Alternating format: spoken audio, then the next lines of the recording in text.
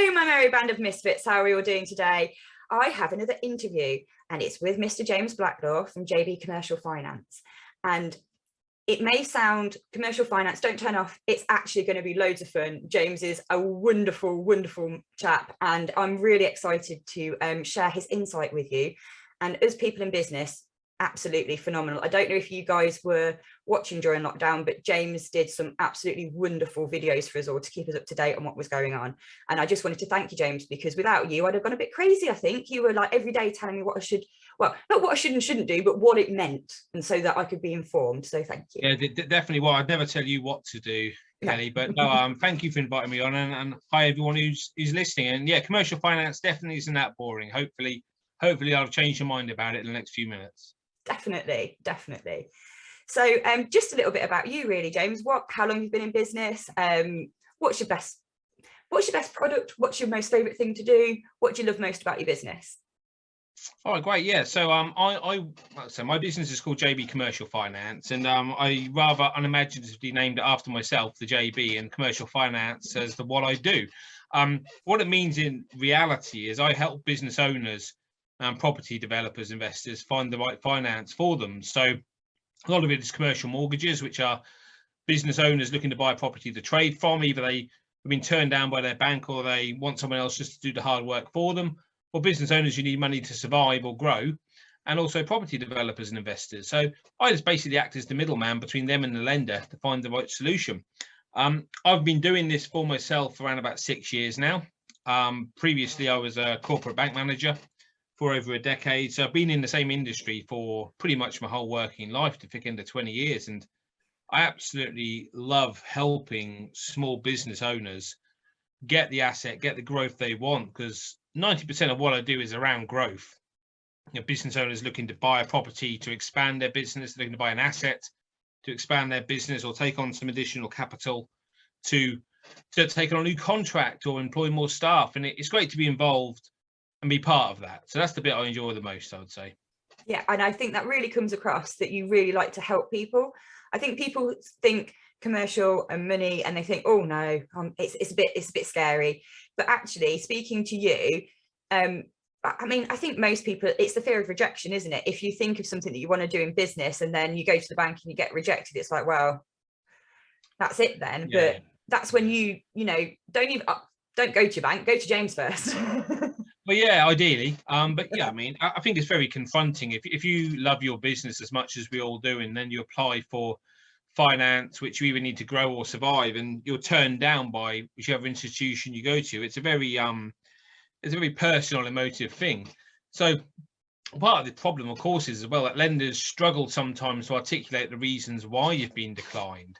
And I try to articulate to business owners that because you've been declined by one lender doesn't mean that everyone's going to turn you down, because they all have their own agendas, their own policies. And so it's about being honest with customers. And I've generally found that as long as you're honest with people, they don't mind being rejected by a certain lender, because chances are they probably knew that was going to happen in the first place. So I try and bring a bit more of a human side to it, rather than just sitting behind a machine saying computer says no or something. Brilliant. And I definitely do like that about you, James, that you are so personable. And I'm not just saying that. I mean, I've known you, James, has it been since you started your business? Has it been 6 years now?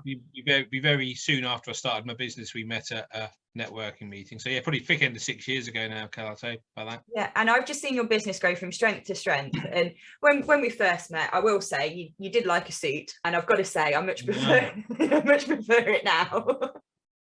I did, yeah. I think I was in the habit of if you work in finances, you need to wear a polyester suit and a cheap tie. I've long since scrapped that, and as anyone watching this can probably tell, I'm in a polo. I still keep on a logoed polo shirt. I do sometimes wear a shirt, but no, it's I prefer a bit more of a casual look these days.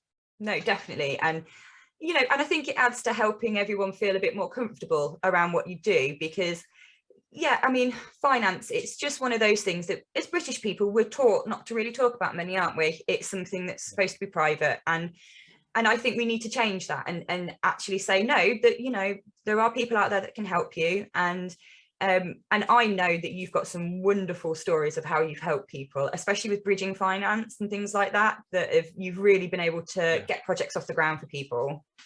Yeah, it's about being a little bit creative of what you do, and you do come across people who have typed a few things into Dr. Google and about how they might be able to access what they need, and they're the ones I love dealing with, because you can go in there and tell them to start again. I mean, I particularly remember one client I was helping, and they were referred to me by their accountant, and they'd done exactly that with Google. They'd made a couple of inquiries, but I mean, bless them, I remember saying my words to them were, you know what, put the kettle on, we're going to start again, but we need a bit of time, because we had to rip it down and start again, because they'd done they had 20% knowledge, but it was incredibly dangerous. And in the end, we managed to get them what they needed and sorted it, and now they're living a very different life to they were when I met them, and that's a great thing. So it is about applying your knowledge, about being sensible, about being honest, and just making sure that the whole time you're trying to do the right thing for the customer, because you do that, they'll come back. Definitely. And part of this series is about getting to know business owners. So I do have my 5 questions that I like to ask. So what is the most life-changing existential crisis that you've had? So what is it that makes you go, what philosophy, what idea is it that out there that in the world that makes you really think and ponder? Well, I try and be as good a Christian person as I can be, and I do believe that whether you're a Christian or not, or whatever faith you are a member of, I think a very really good beneficial thing to have is to always believe that you're being watched, and that your actions are assessed, your good points against your bad points, if you like. It doesn't mean that any of us are perfect, because none of us are, but I do believe that by always asking yourself, and the Christian phrase is what would Jesus do, but you can say absolutely anything. You can say what would anyone do, what would any good person do, and just ask yourself that action, is the action you're about to take the right one to do, and can you justify it? And if you can justify it, then brilliant, do it. If you can't, then think again. I absolutely love that, because one of my favorite ways to look at the world is, well, you know I'm a little bit crazy, and sometimes in life I'll be like when you leave the house and you come back because you think you forgot to lock the door, then you leave again, then you come back and you think, well, in my head I've always thought, God, if the aliens are watching me now, they'll be thinking, what the hell is she doing? So, so I know it's kind of comes from a different place, but I like to think that what if we are being watched, am I happy with my behavior? If someone was going to live my life, or if someone was going to put my life on replay, would I be happy with what was going to be shown? And I think that's a really important life lesson. I think that's really good. I think when you make decisions, there's a book written by Dr. Spencer Johnson, who wrote a very famous book called Who Moved My Cheese, which some of you have probably read. And he also wrote a book called, I think it was called Yes or No. I've got it somewhere behind me, I won't bore you now, but it was across the same sort of theme, in that when you make any sort of decision, you ask yourself a couple of questions, and ultimately it comes down to, is it the right thing to do? And does it harm anyone, and does it help somebody? And if you can answer yes, then you do that. And I think a lot of us, probably including me, need help in our decision making, because every little single thing we do has a consequence. I try and remind myself of that as much as I can. No, I love that. I think that's great. And so the next question is, how did you overcome it? So I guess how you're overcoming it is actually just being present in your life and questioning those decisions. Yeah, asking yourself that question. I mean, I'll find myself doing it. I'll put a bit of litter in the bin and it'll fall out, and then I stop and I'm like, do I walk on? No, go back and put it in the bin. I wouldn't want, and it does help. And I mean, to be fair, that book I mentioned earlier, that I remember, I think I still left it in there. That book's got a little pull-out card at the back of it, a credit card, to help you with your decision making. And it's very much a case of, well, when you've got to make a big decision, ask yourself 2-3 questions on that card, and the answers to those questions will tell you whether you should be doing it or not.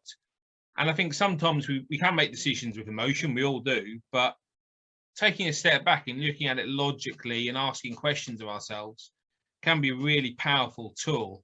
And I certainly recommend anyone who has made a few bad decisions over the years, you find a tool. It doesn't have to be a religious thing. It can be from a book. It can just be a couple of questions that they've got from a coach or a mentor. Ask yourself, is this the right thing to do? And you know what? You'll find if you can answer those 2 or 3 questions in a positive way, then it probably is. If you can't, it's probably not. Brilliant. Thanks, James. That's really great. I love that. Fab. Good. And so what do you love most about yourself? If you were going to describe yourself in the best possible light, what is the thing that you think makes James James? What's your Jamesisms? What makes you you, and that you love that about yourself?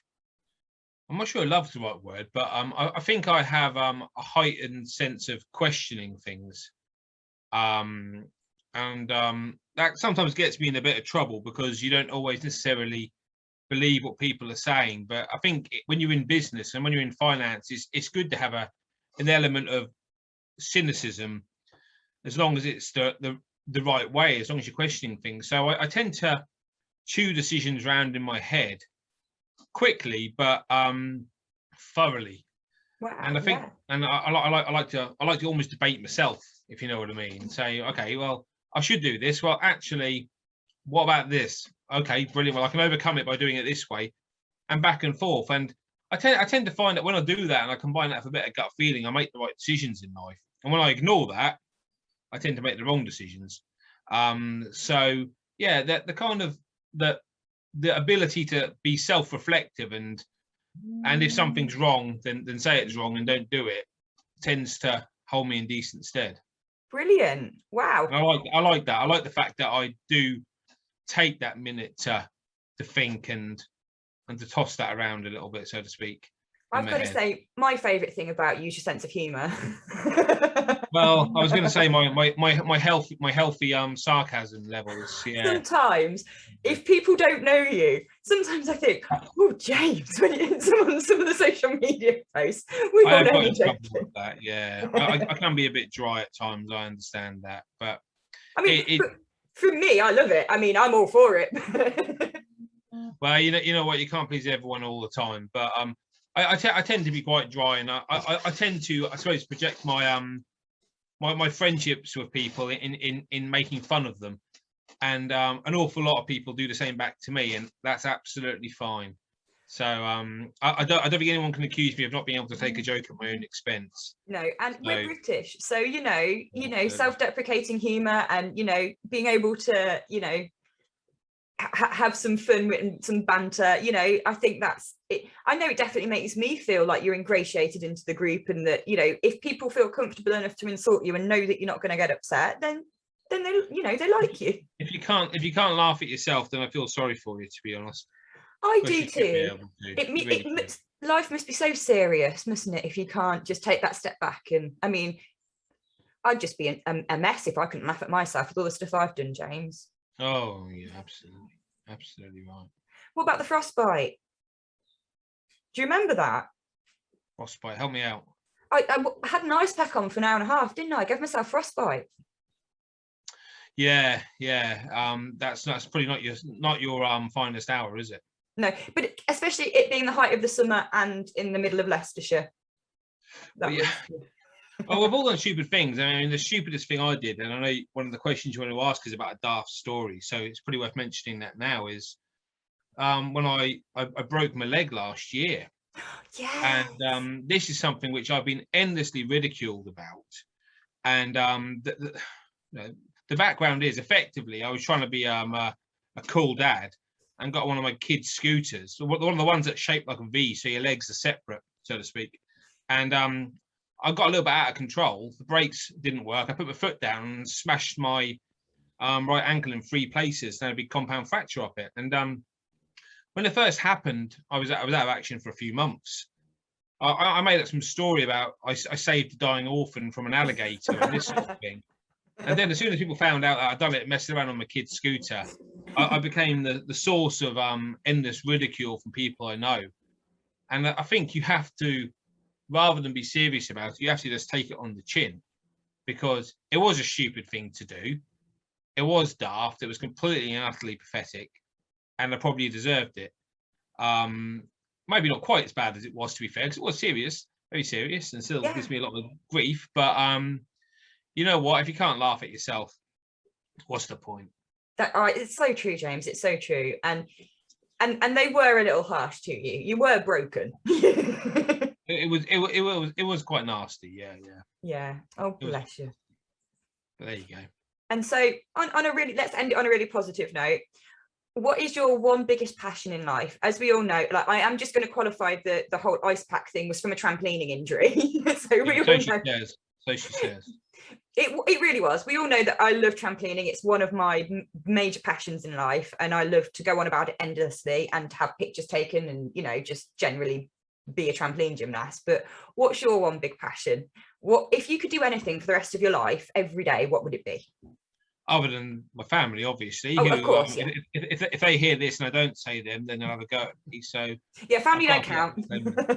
Good. I suppose my biggest passion really is music. I play guitar. I've got a few guitars sat to my right here, hanging on the wall, and I've still got an awful lot of CDs. It's still my preferred way of playing music, even though it's becoming increasingly difficult to actually do it. But music got me through a lot of my my childhood, and I still love going to see bands now when I get the chance. I still listen to music all the time, and I still love playing the guitar, albeit I've not as much as I would either like to or used to.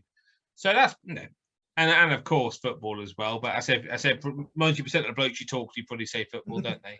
So music and football, I'm a very predictable beast. What can I say? But we love that about you, James. We love that about you. You got to say it. So yeah, guitars and football. I'm a man's man. What can I say? You know? Wow, brilliant. And just before we wrap up, do you have anything that you want to push? Any products, Facebook groups you want people to join? Is there anything that you want to promote? Well, feel free, anyone, to like my business groups on Facebook, JB Commercial Finance, or Funding for Business, or obviously myself. I try and put daily videos out there as much as I can, and share articles that are relevant to my industry and the general economy. I'm more happy to talk about that. And I would say to anyone listening to this, if you know anyone who's been turned down for finance from a bank or a lender, doesn't know where to go, is struggling with cash flow, then it won't cost a penny to talk to me.